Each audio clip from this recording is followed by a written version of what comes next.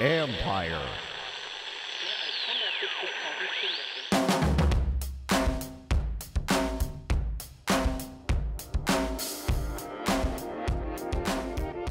It is on. Welcome to America's Best Racing's The Winner's Circle podcast. I'm Bram Weinstein. We're presented by Naira Bets. There is a new King of New York. 17 years after Funnyside fell short in his shot at the Triple Crown, the New York-run Saratoga stable scored in this year's upside-down Triple Crown as Tiz The Law dominated a 10-horse field. Here's trainer Barkley Tagg. Just everything, I'm just glad I lived long enough that I got another horse like this. You had said before that you didn't think that you were at a stage in your career where you would have any firsts. Yeah, I wanted to have a Belmont victory before I gave it up or died or something like that. But I was glad to get it. As for what's next, well, we already had the answer to that a few weeks ago when we interviewed his owner, Jack Knowlton. Oh, absolutely. I mean, the Travers has been on our radar screen. As soon as we found that, we had a really nice 3-year-old, that's been on our list of races that we want to run in for sure. Consider what Tiz The Law, and I emphasize could, do here. Win the Belmont, Travers, Kentucky Derby, Preakness, and potentially Breeders' Cup Classic all in the same year. It would be unprecedented. Meantime, Reylu Gutierrez rode against him in his first Belmont Stakes on Longshot Jungle Runner, and he sees a big future for the winner. Reylu's fast-tracking as well. We're going to talk to him about the quick start to his career and his goals, which include many more big-time New York races, but hopefully soon on some favorites.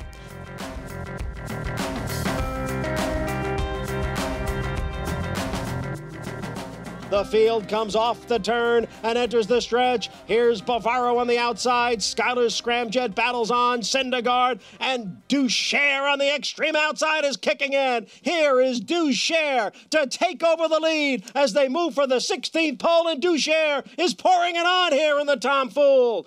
Duchère, a much the best winner. He won by 7 lengths. So that was back in March of 2019 when Reylu Gutierrez won his first graded stakes race, the Grade 3 Tom Fool at Aqueduct. Skip ahead 15 months and he was racing in his first ever Belmont Stakes. And Reylu Gutierrez joins us now. Thanks for coming on, Reylu. Great to have you here. Thanks for having me. How are you? You didn't start racing until a few years ago, and here you are a few years later in the Belmont Stakes. It feels fast to me. I wonder if it feels fast to you, how you've kind of moved up so quickly here. Yeah, it's a situation that, you kind of have to take a second to really believe, because some people say, it happened in the blink of an eye, and that could be 10 years, but it really did happen in a blink of an eye for me. I mean, just 2 years ago, I honestly didn't even know how to make a horse switch leads in a race, and a couple of years later, I'm here, so it's amazing. Yeah, it really is. You had Jungle Runner in the race. We had a chance to talk to you on our live stream beforehand, and I think you knew you were going to have trouble competing with Tiz The Law and some of the others in the race. How was the experience for you running in the Belmont Stakes? It was incredible. There was so many, people giving me support and reaching out to me, and with those other horses, they're highly competitive, highly talented horses, and my horse is a very talented horse as well. It was a very tough race, but it was an honor and certainly a privilege to be in that race. How do you view it? When we were talking the other day, I mean, you really painted I'm going to be as competitive as possible picture, but you know what the odds are. You know what the caliber of horses that you're competing against. As you go into a situation like that where you're on the true long shot, how do you kind of think through how you want to try to compete? Well, you always try to go in with a positive mindset, no matter what you're doing, no matter what your odds are. And of course, everybody knows how to, look at the form and see the basics. But you try to just look for anything you can to get an edge and be confident in whatever horse you ride. And and he did for more than half a mile. He put me in a beautiful position. I was really smiling down the backside, and then of course they got away from me. But with those types of situations, no matter what horse you ride, I mean, I rode a horse the next day that was, I think, 27-1. He won an A-Event allowance race. So, I mean, you can never really look at that stuff and can't factor in your determination to win. I know this year's upside down, but you got to race against Tiz The Law. Is he a potential Triple Crown winner in your view? I believe so, especially, with the injuries to, Mr. Baffert's horses and Maxfield. I mean, I'm not really sure if there's another 3-year-old that can really step up to him.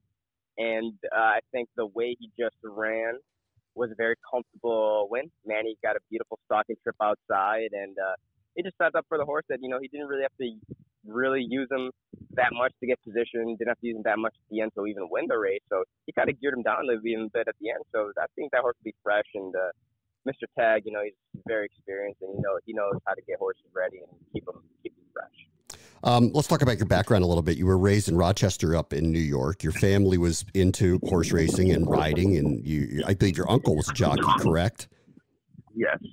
Tell me about growing up in the New York racing scene. What was it like for you? Well, for me, it was quite different. I mean, with the New York racing scene, now I was not really exposed to NYRA until I really didn't even pay attention to New York racing until after like Invasor and Jazzle. So that was 2006, I believe. But my New York scene was, Finger Lakes up there, and it's a very family style track. Everybody knows each other. I could say that those people up there helped, raise me just as anybody else, and very hardworking people up there. And it just gave me a different perspective. When I first came to New York, I think it was the winter of 2013. I was in school. I came to help my dad. And I was just shook, I was asking, where all the jockeys, where, why don't I see them in the morning? Because I was so used to Finger Lakes, the jockeys getting on 13, 14 horses a day in the morning just to get them out. And in New York, it's quite different. The jockeys are a little bit, more, per se, they just come out to work horses, and they don't work as much. I'm not saying they don't want to, but it's just a different type of culture. So, so it's very interesting, being raised in that type of New York scene. Now that you're in Aqueduct and Belmont and those areas, are you doing that as well? Are you riding in the morning? Are you unlike the other jockeys there? I wouldn't say I'm unlike anybody. I just don't forget where I'm from, and I don't forget what's helped get me to this point. So I try to text as many trainers as I can, as well as my agent. How can I help them in the morning? What could I do for you? Because the only way I believe I'm going to be successful and make luck for myself is by working. So, unfortunately, you don't get on as many horses as Finger Lakes. So, but that's okay. At least I'm still going to put myself out there and ask everybody if they need help, if I can get on something for them. Did you know you wanted to be a jockey when you were young? No, not at all. I wanted nothing to do with the horses, to be honest. I wanted to be a physical therapist. That's always been my goal and my dream. And, that's what I went to school for. And it was just something that I love to do. And, we'll see what happens. And as far as being a jockey, that really didn't hit me till the end of my senior year. Do you love it now? I mean, it would seem to be something like you kind of have to love it if you're going to get to the levels that we're talking about here. Absolutely. And I do love it. I love every second of it. And being a jockey it's made me so happy. It's made a lot of my dreams come true. And don't get me wrong, horses are my life, and it's what I grew up on. It's what put me through school and everything I've done. And every second of being a jockey, I love it. I love, I miss losing the weight. I miss being out there in the mornings due to this, pandemic. And I'm so happy to be back. Yeah. And but that's just something that, I understand logically and, rationally that the span of a jockey is, until maybe your late 40s, 50s. And, now as long as I have, my degree, I will always be able to move forward in my next chapter when I'm finished riding. And I believe I can reach other ambitions as well. Yeah, your career, I mean, it's interesting for you because we started this by talking about how you've recognized here that you've really fast-tracked up, to be in the Belmont Stakes in that short a period of time. That's an amazing accomplishment for you. And yet here we are in 2020, and there was no racing for a while, and there's no fans in the stands. And I could see where the established jockeys are looking at this as like a blip on the radar of their career. But for you, this was a real interruption for you. Yeah, I mean, of course, I had some really good momentum coming out of Aqueduct, and I started finished sixth in the standings. So, I mean, it was a good winter for me. I'm continuing to build with my agent, Rudy Rodriguez, and, we're building every day. But as a young rider, you want to keep gaining experience every day. Something new happens, you learn something every day. And especially, here in New York, where you just want to be on top of your game and sharp. And it was unfortunate because a lot of these guys, they went to Florida and they were able to continue riding. And I was here, and I was here working and doing everything I can to stay fit and help the trainers here. but sometimes, you know, it took a couple of races to get that, you know, that sharpness back, you know, and luckily, you know, I have it now, and you know, we're ready to go. But you know, I was very relieved that we won the first race back to racing. You know, it definitely took some weight off my shoulders. Yeah. So what are your goals now? Do you want to be like a leading rider in New York? Are you thinking about other circuits? Like what are your goals? My goal is to be the leading NYRA rider. I mean, there's nothing I've ever wanted more than to be the leading jockey in a NYRA racetrack. I mean, that is all I'm looking towards right now, is the number one here. But there's so many good riders here that it would definitely make it an amazing accomplishment. But to have a NYRA title, it would just be absolutely, you know, amazing for me. You know, Cornelio's done it, Lescano's done it, you know, and so I want to be another Panamanian rider to do it. And we'll be watching you from afar. Good luck with everything. Congratulations on the opportunity to run in the Belmont Stakes. Good luck this summer. Stay safe and stay well. Thanks for joining us, Reylu. Thanks. Have a good day. Bye-bye. Up next, Gary Stevens on Tiz the Law and how big of a summer and fall he could have. This is the Winner's Circle.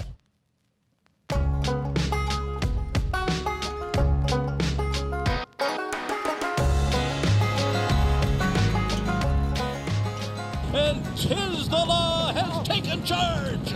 Set down in the final furlong by Manny Franco. Tiz the Law's got a 2-length lead. Dr. Post has moved up on the outside into second. Pneumatic is third, but it is the New York hero, Tiz the Law and Manny Franco, to win the Belmont Stakes. He was every bit the favorite. A couple of lightly raced, untested contenders finished 2-3 in Dr. Post and Max Power. So they're two to watch this summer as we head toward the Kentucky Derby. But Tiz the Law was every bit what we thought he would be.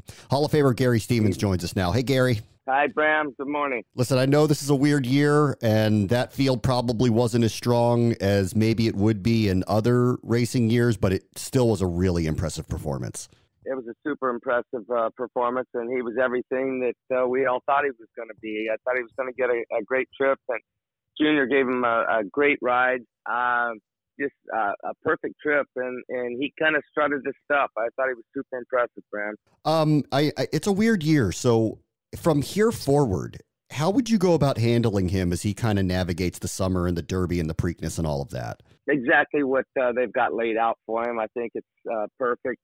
Running back in the Travers, hit the Derby, hit the Preakness, and then hopefully you see him in the Breeders' Cup Classic. I mean, the timing is perfect, and that looks like what they've got laid out for him.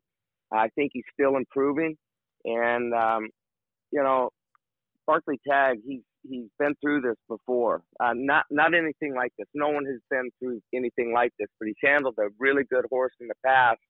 Now the New York bred was funny side, as everybody knows, but I think he's got the perfect plan laid out. Jack Knowlton and his crew with Saratoga Stables, they're excited, and they've stuck to their plan. They've stuck to their guns as soon as the map was laid out for them, and even more so now that Saratoga, New York has named their new stake schedule and moved the Travers to August 8th. So, or July 8th, excuse me. I think it's or August 8th. I'm sorry. I think it's a great plan, and I look forward to seeing it. How much experience did you have at Barkley Tagg in the past? We played an interview from him, and he openly basically said, "I never thought I'd have a horse like this again, and here I am with this opportunity, you know, at the end of my career to do something really special again." What were your interactions with him in the past? Not a lot of interaction as far as riding for him. I rode the odd horse for him when I go into New York. Maybe one or two horses over my career was it, but I have spoken with him. You know, he reminds me a lot of like a Richard Mandela, that he doesn't say a lot, but when he says it, you better be listening, because whatever he says means something, if that makes sense to you. Yeah. Of the Belmont Stakes, obviously, look, Tiz the Law came in a huge favorite one. After seeing it, is there anyone that sticks out to you that let's watch this one as the summer progresses, because he may have a say in the Derby as well? Well, I think Solvolante is one that we should keep. I don't think we should take a lot of stock in his performance in the Belmont. I mean, he'd just run 10 days before, quick turnaround, and I noticed he got a little shook up in the paddock and in the pre-race warm-up. Kind of ran his race before they ever got to the starting gate. So I would kind of throw his performance out. But to me, the whole day was all about Tiz The Law. All right, Gary, thank you so much. We'll talk to you soon. Thanks, Brown. The Winner's Circle is presented by Naira Bets. America's Day at the Races is back for another action-packed season of racing. Join Greg Wolf and the All-Star cast as they bring you the biggest races from across the country every weekend. Tune into America's Day at the Races on FS2 and visit Naira.com for more details. Justify a 2-length lead as they come to the final 16. Good Magic on the outside is second. Audible third toward the inside. Then Instilled Regard. They're coming to the wire. He's just awesome. Justify has won the Kentucky Derby. You won't hear that kind of roar at this year's delayed Kentucky Derby, but you won't hear silence like you did at the Belmont Stakes. Churchill Downs announced this week that they'll be allowing fans to attend the Derby in September. Now, how many and under what specific guidelines, we don't know exactly yet, but it is progress towards some level of sporting normalcy as Dan Tordjman from America's Best Racing joins us now. What's your reaction, Dan, to hearing that fans are going to be allowed in Churchill Downs this fall? You know, I think it's an encouraging sign from the standpoint that, you know, we all want to get back to normal.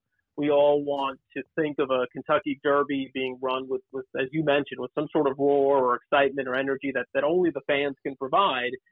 At the same time, though, you know, I think I would approach this with some degree of, I don't want to use the word skepticism, but at least caution in knowing that we still have 2 full months before we're at Derby week.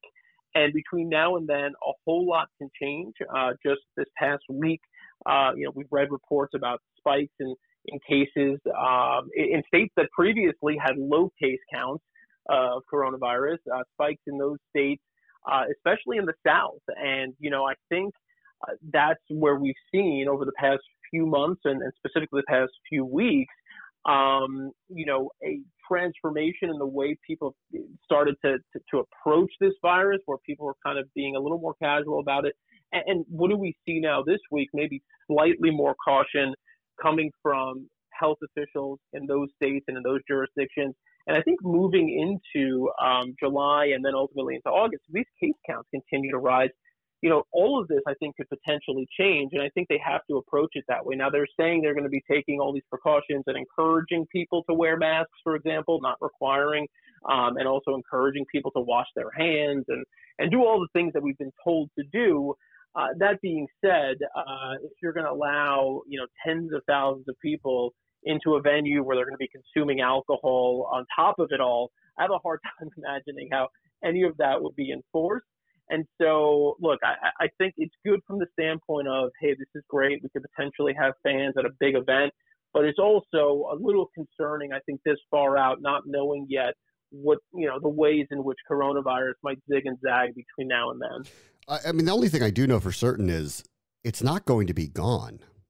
So, right. We know that. But geez, you know, I don't know. I don't know. I don't think any of us know what the answer is here. And clearly for the industry as a whole, there has to be at some point a turn towards a level of what I would describe as, I guess, responsible normalcy. I don't know that we're there yet. I don't know that anybody knows where we are yet, but I feel like I'm mixed on hearing that they're going to let whatever the number is come in there, and hopefully it can be done in some level of responsibility. No, I agree. And, you know, I think it's interesting as we look at the sort of the arc of coronavirus and how it's kind of tracked alongside sports and specifically with horse racing. And we've seen sports in general outside of racing and NASCAR more recently kind of take a very, very sort of cautious, calculated approach to things. And I think that's largely because when you look at other major sports,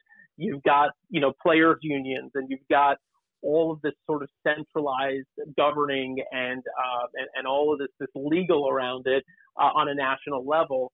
With horse racing, in a certain way, I think the fact that we've been so traditionally dysfunctional from a uniformity standpoint, the fact that there really is no large, powerful, mobilized players union, and there is no central governing body in horse racing.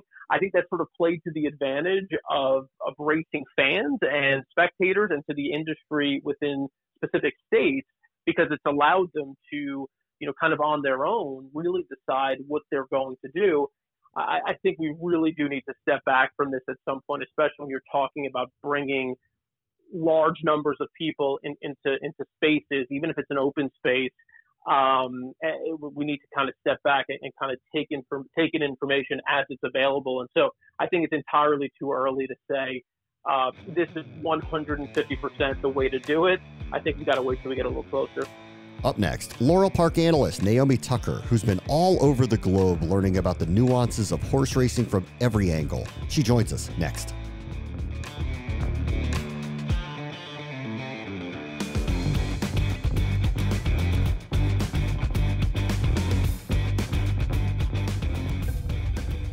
It's America's original sport, and no one covers it better than americasbestracing.net. From the sport to the lifestyle, the best races, horses, and destination venues. Let's go. Cocktails, gambling, fashion, and more. americasbestracing.net is a sport for you. Live it, love it, bet it.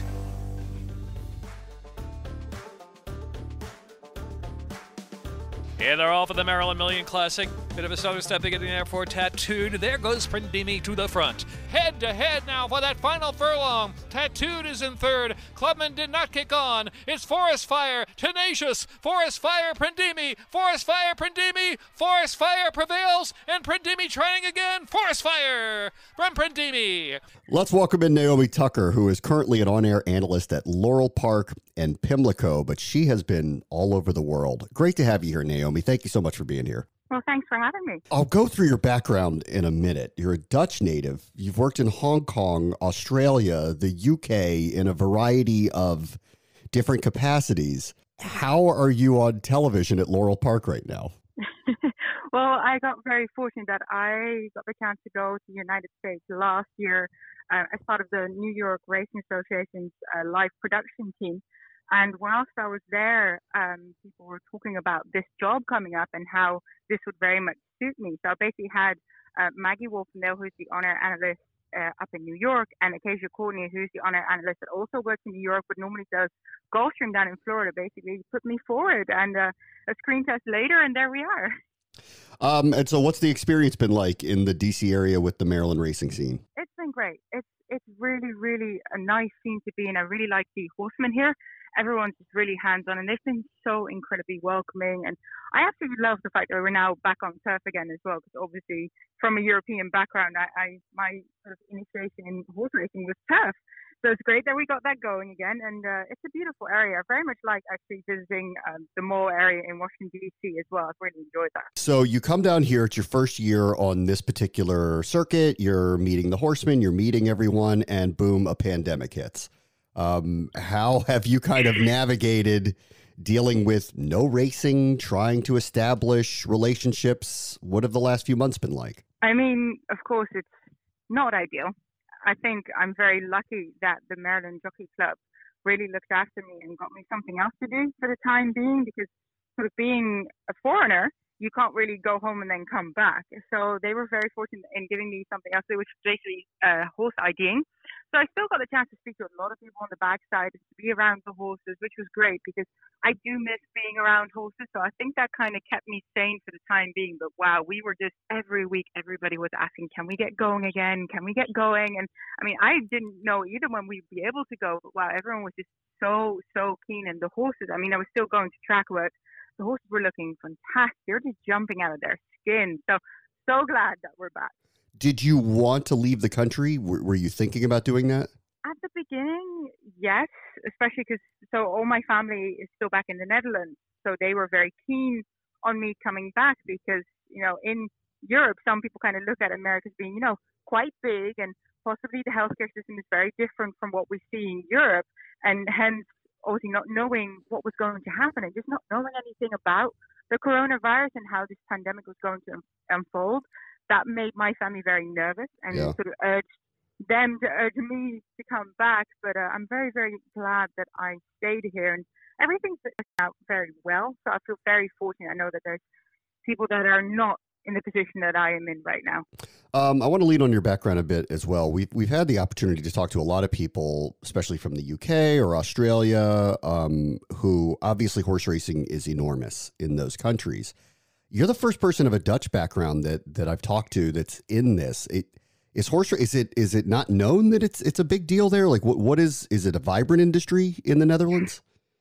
I'm afraid it's not a vibrant industry in the Netherlands at all. It's really small. There's a fair few trainers there, but a lot of them either train Arabs instead of thoroughbreds, and they would race them in Belgium, Germany, and France because, unfortunately, the prize money just isn't that strong. It used to be really big in the Netherlands. It used to be on all like the national television, but that was about 20 years ago. At least I was told this by Dutch jockey Adrie de Vries, who rides in Dubai. So I got a chance to sort of catch up with him a fair bit when I was there, and he said it used to be big in the Netherlands. Like you would be watching with your family, everyone would tune in, and it just kind of faded. And I guess that was before my time, because when I was around, I really didn't know anything about horse racing until I came across it by chance. Someone advertised that they were going to do pony races, and I had a filly, and she was quite fast. And I thought to myself, well, that sounds like a lot of fun. Why not give this a try? So I did.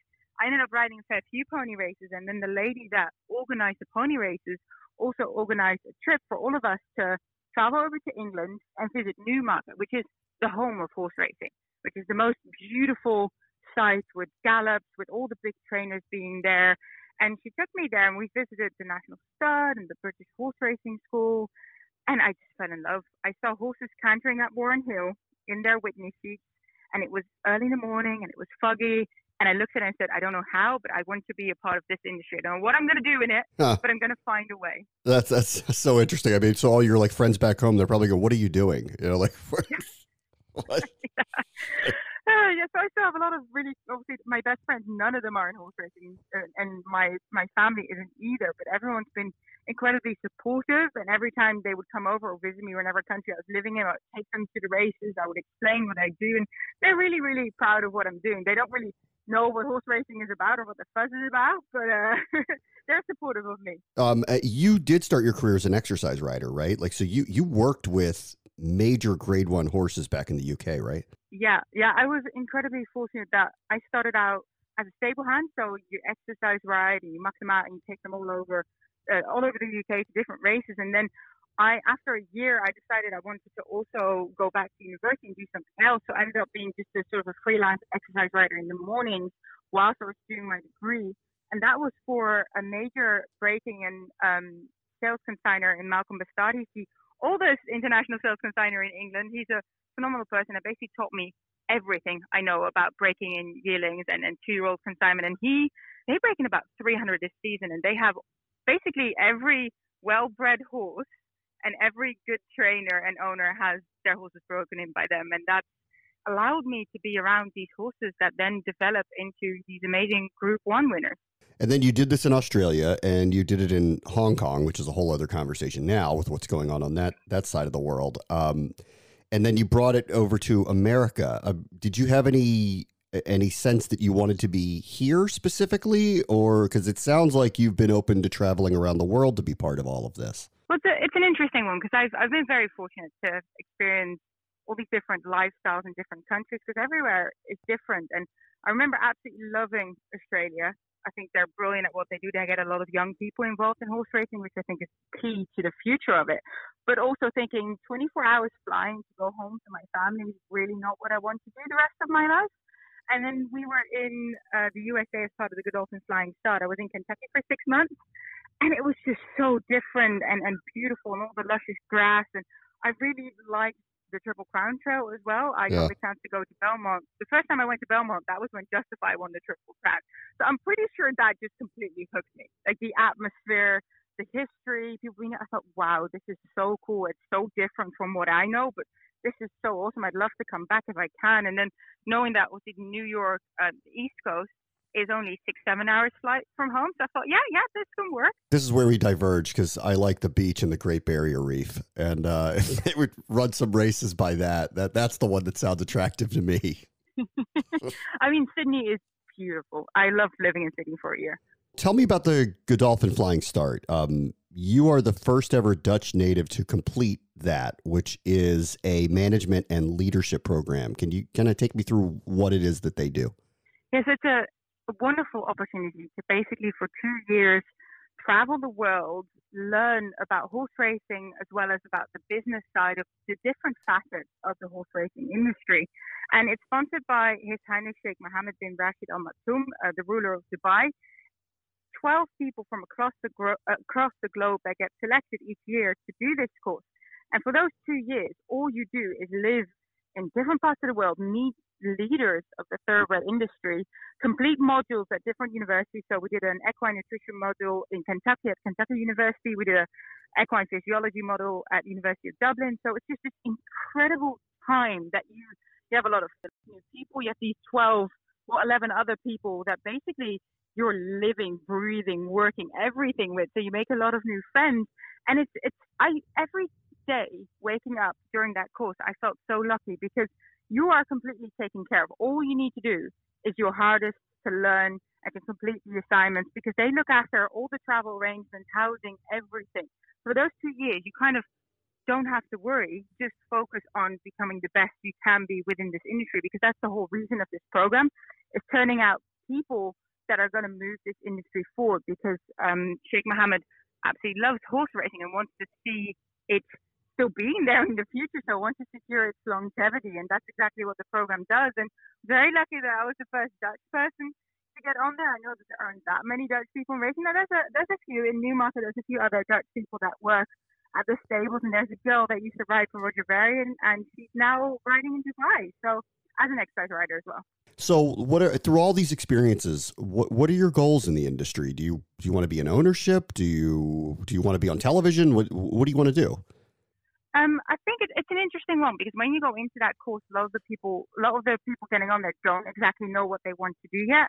But for me, I was very fortunate that I had Gina Harding as a mentor, basically back in England. And she's an on-air analyst at Sky Sports Racing back in England.